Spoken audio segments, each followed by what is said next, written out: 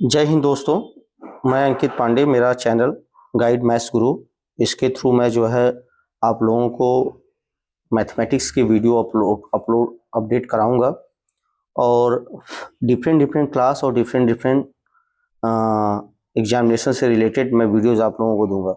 और भी आपको जो लगे, जो आपको ज़रूरत लगे उससे रिलेटेड चीज़ें हमसे आप इसमें सोशल मीडिया के माध्यम से, फ़ोन कॉन्टेक्ट के माध्यम से, चाहे जैसे आप मुझसे इससे संपर्क कर सकते हैं और मुझे बता सकते हैं, मैं उस पर अपडेट करता रहूँगा आपको।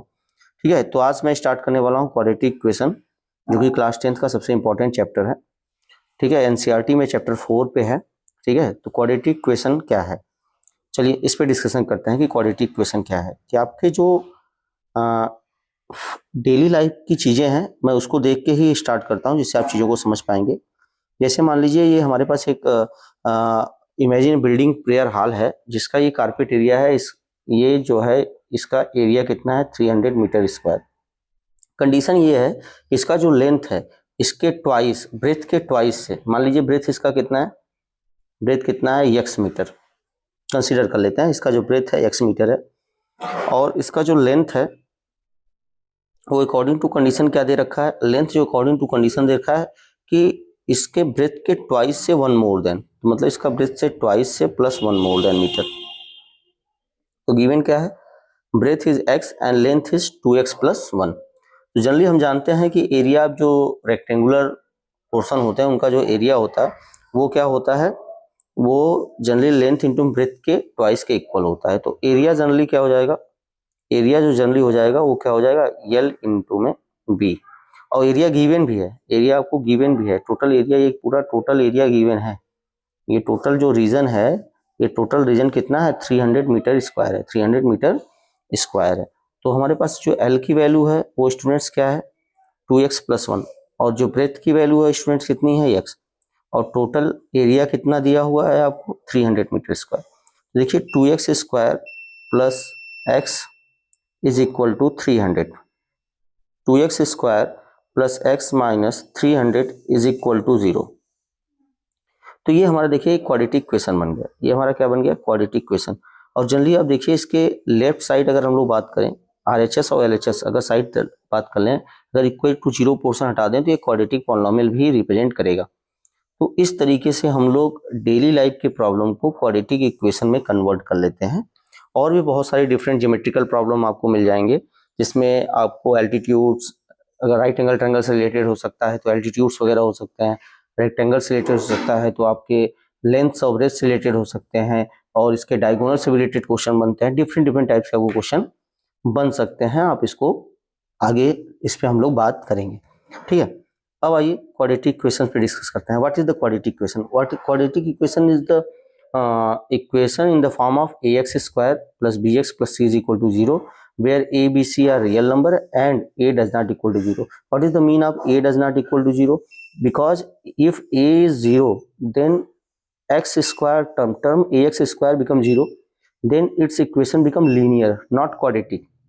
सो स्टैंडर्ड फॉर्म जो होता है इसका वो क्या होता है कि एक्स स्क्वायर के डिसेंडिंग ऑर्डर, मतलब एक्स रेस्ट जो एक्स के पावर्स हैं उनके वेरिएबल के पावर्स हैं उनके डिसेंडिंग ऑर्डर में इसको लिखते हैं।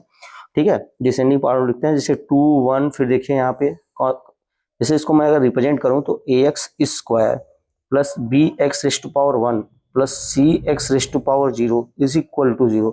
ये इक्वेशन का ये फॉर्म है। लेकिन जो किसी के पावर 0 उसकी वैल्यू 1 हो जाती है, और एक्स पावर 1 लिखे या ना लिखे एक ही बात होती है। इस तरीके से ये रिप्रेजेंट होता है। तो यहाँ ए बी सी क्या है, कोफिशिएंट्स है, और x यहाँ पे वेरिएबल है। तो ये हमारा क्वाड्रेटिक इक्वेशन का रिप्रेजेंटेशन हो गया, स्टैंडर्ड रिप्रेजेंटेशन हो गया।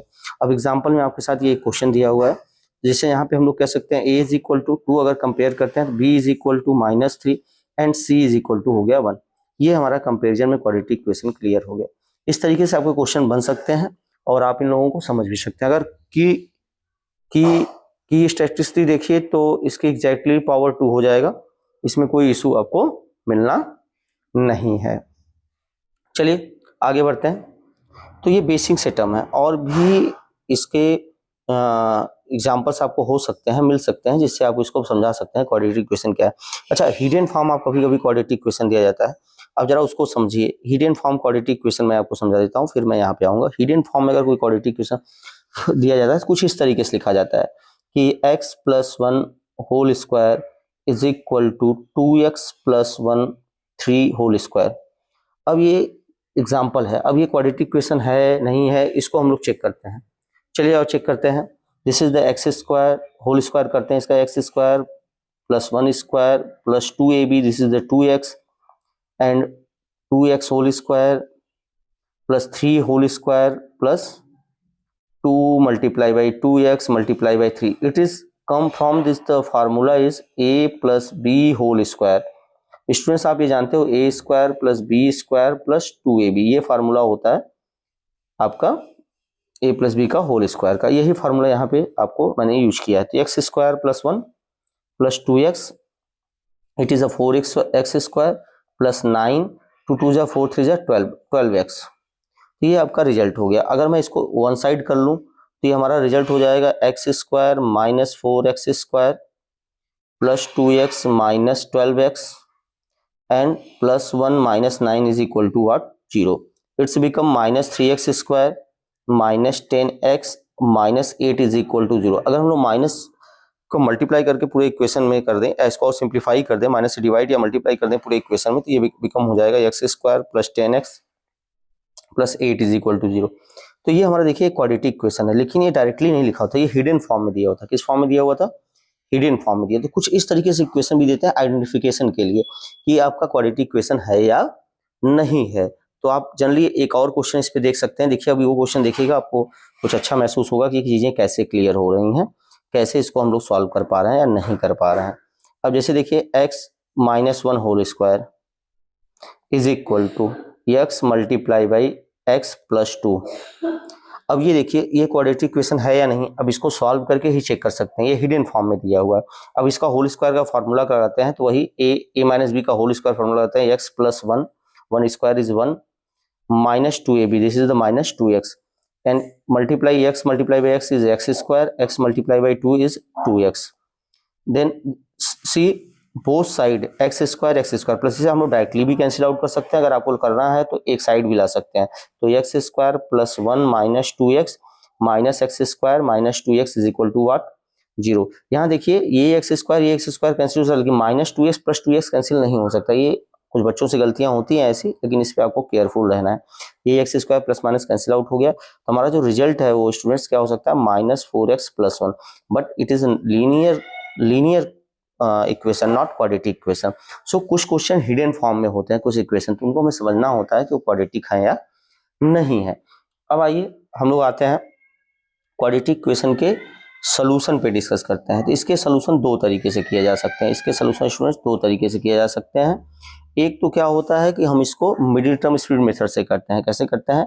Splitting the middle terms. इस मिडिल टर्म को स्प्लिट मेथड से सॉल्व करते हैं। ये क्लास 8 9th में हम लोग पढ़े होंगे। मिडिल टर्म स्प्लिट मेथड में क्या होता है, पहले मैं एक्सप्लेन कर देता हूँ स्टूडेंट्स आपको।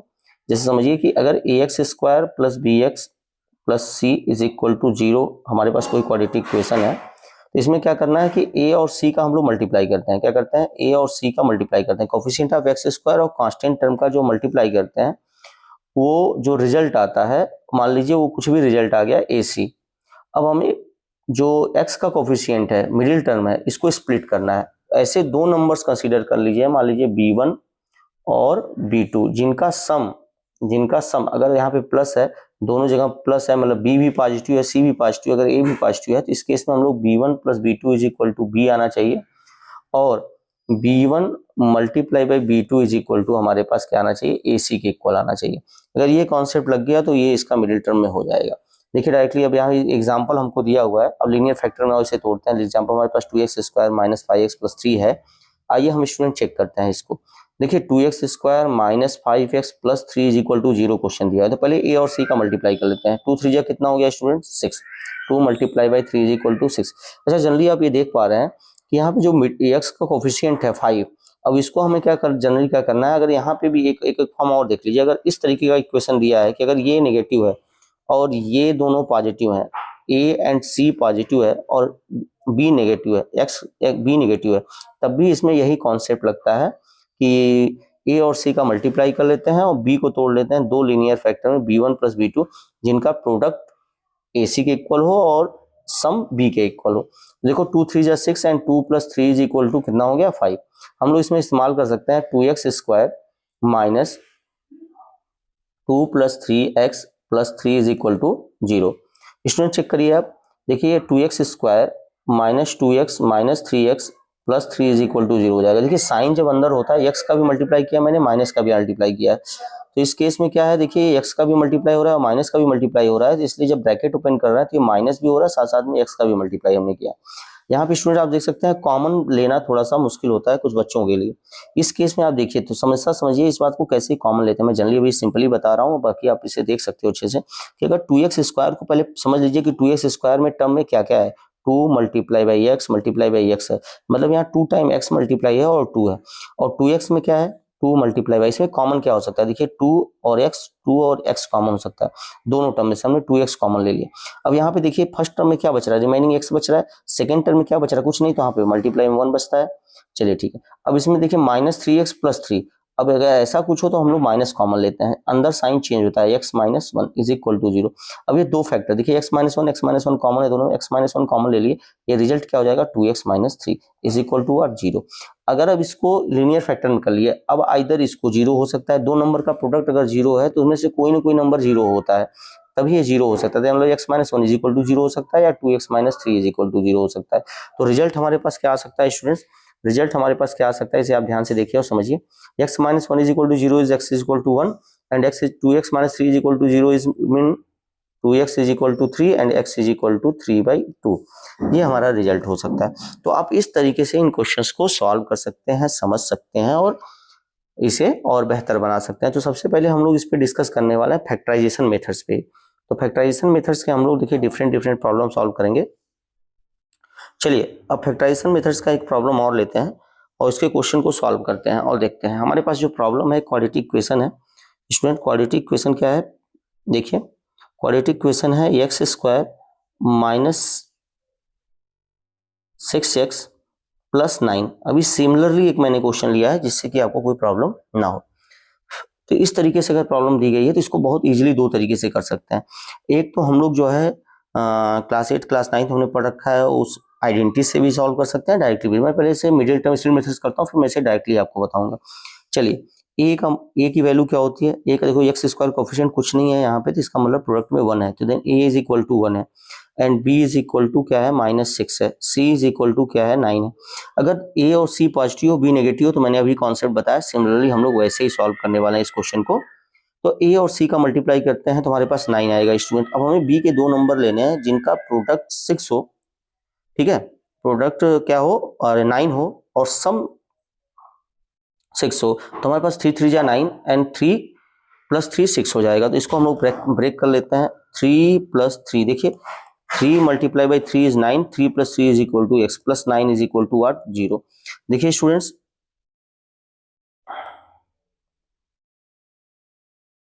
यहाँ पे देखिए अगर इसे ब्रेक करते हैं तो -3x plus 9 is equal to what 0।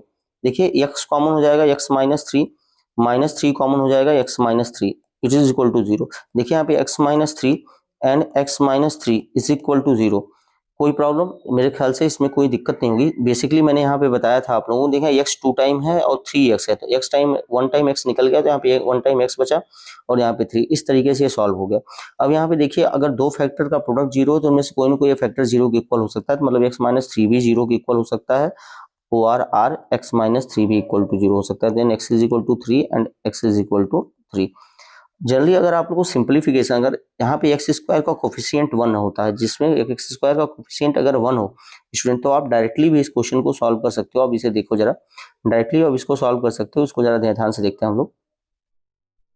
अब इसको कैसे डायरेक्टली सॉल्व कर सकते हैं, डायरेक्टली सॉल्व करने के लिए स्टूडेंट्स हमें क्या करना होता है, बस हमें ये देखना होता है कि इनका ये जो a और c का प्रोडक्ट है और b का ये फैक्टर है, इसी में डायरेक्टली ब्रेक कर देते हैं। और साइन को भी ध्यान रखेगा, बीच में माइनस होता है स्टूडेंट, तो देखिए क्या 3 3 जा 9 और 3 + 3 is 6, लेकिन बीच में माइनस इसलिए दोनों फैक्टर नेगेटिव हो जाएंगे, तो x -3 and x -3 directly break हो सकता है, ठीक है। तो आप इसको डायरेक्टली भी कर सकते हैं। और ये देखिए होल स्क्वायर का भी कॉन्सेप्ट है, यहाँ पे x² -2 मल्टीप्लाई बाई एक और कॉन्सेप्ट रख सकता है 2 × 3 × x, ठीक है, और प्लस 3 स्क्वायर, यहाँ पे a square plus b square minus 2ab का कॉन्सेप्ट लग सकता है, तो x माइनस 3 का whole square is equal to 0 हो सकता है। तो स्टूडेंट देखिए x माइनस 3 का whole square is equal to 0, तो हमारे पास यही लाइन आ गई फिर से। अब इनको हम लोग कंपेयर कर लेंगे, तो x minus 3 is equal to 0 and x minus 3 is equal to 0। तो स्टूडेंट्स हमारे पास x is equal to 3 and x is equal to 3 आ सकता है। तो आप आसानी से क्वेश्चन को सॉल्व कर सकते हैं, इसमें कई मेथड्स आप यूज कर सकते हैं। तो अभी तक मैंने फैक्टराइजेशन से रिलेटेड चीज़ों को आपको बताई है। नेक्स्ट वीडियोस में मैं आप लोगों को और भी सारी चीज़ें दूंगा जिससे कि आप इसको और बेहतर सॉल्व कर सकते हैं। तो फैक्टराइजेशन से आप इसे सॉल्व करिए। अगर कोई भी प्रॉब्लम आती है तो आप इसमें पूछिए। तो नेक्स्ट वीडियो जब मैं आपको दूंगा तो इसमें और भी बेहतर चीज़ें मैं आपको क्वेश्चन सॉल्व करके दूंगा।